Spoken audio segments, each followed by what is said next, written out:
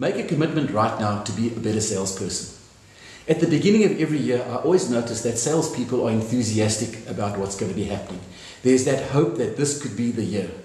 This is going to be my year. In fact, I'm always fascinated by this whole thing that takes place on New Year's Eve. You guys all know where you were at 2 minutes to 12 on the 31st of December last year. You were probably at a function somewhere.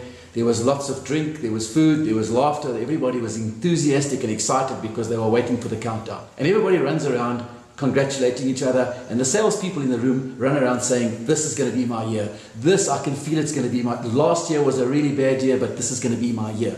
And the question I always ask is, what's the difference? What's the difference between now, 1 minute after 12 o'clock this year, and 2 minutes ago, 1 minute before 12 o'clock last year? Nothing. The only difference is there's hope. And that's the problem. You can't hope for things to happen. You've got to make things happen.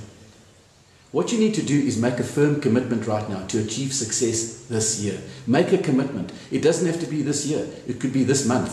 It could be this week. It could even be this day. Start at the beginning of the day and say, today I'm going to make a commitment to make myself the best salesperson I can possibly be just for this one day. The important thing though is to make that commitment. No one else is going to do that for you. And I'm going to ask you to start with a clear mind. That's most important.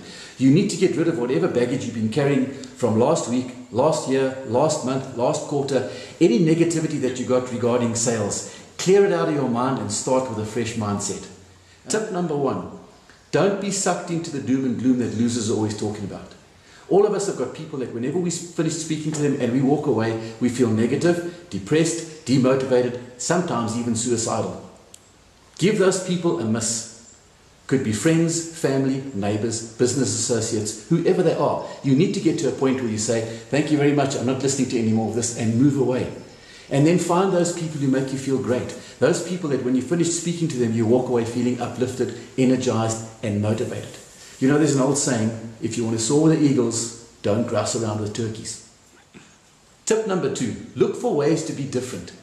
In sales, we've got a lot of freedom. We can do things differently. We're not stuck in an office. We're not governed by a whole lot of rules and ways of doing things. We can do things differently. We can make phone calls and we can say things that we've never said before. We can meet with our customers. We can ask questions that we've never asked before. So do things differently, because by doing that, you're going to keep yourself enthusiastic and excited about what you're doing. And you'll also be quite surprised at the feedback that you get from your customers just by looking for ways to do things differently. Tip number 3. You need to believe in your product, you need to believe in your company, and you need to believe in yourself.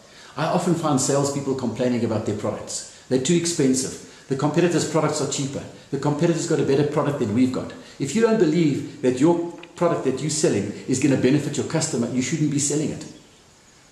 And don't complain about what the company is doing and isn't doing. If you're not happy with what the company is doing, then you shouldn't be working there. You really have to believe that the company that you're working at is the best company to work for right now. And the product that you're selling is the best product that you can sell right now. And then you'll start to believe in yourself as a person. Tip number 4, get out of your comfort zone and make a commitment to be better. Make a commitment now to be a really good salesperson, whether it's this year, this month, this week, or this day. Make the commitment and get started.